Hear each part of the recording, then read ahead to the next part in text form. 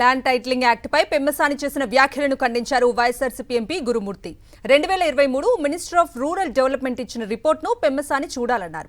Land titling సర్వేలో ఏపీకి platinum grade వచ్చిందన్నారు. అబద్దాలు చెప్పటం మానుకోవాలని పెమ్మసానికి హితవు పలికారు ఎంపీ గురుమూర్తి.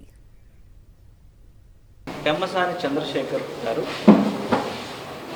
ల్యాండ్ టైటిలింగ్ యాక్ట్కి సంబంధించి రకరకాలుగా మాట్లాడుతూ ఏదో ఇప్పుడున్నటువంటి కూటమి ప్రభుత్వం సమస్యలన్నీ పరిష్కారం చేసేసి దానికి గాను 397 కోట్ల రూపాయలు కేంద్రం నుంచి ఇన్సెంటివ్స్ తీసుకొచ్చాము, మేము అద్భుతంగా పరిపాలన సాగిస్తున్నాము అని చెప్పడం జరిగింది.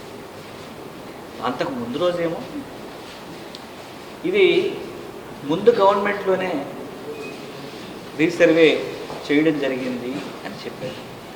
మరి ఏమో వాళ్ళ పార్టీలోని పెద్దలకి ఏమన్నా కోపం వస్తుందనేమో వెంటనే మళ్ళా మాట మార్చి క్రెడిట్ చోరీకి పాల్పడడం జరిగింది.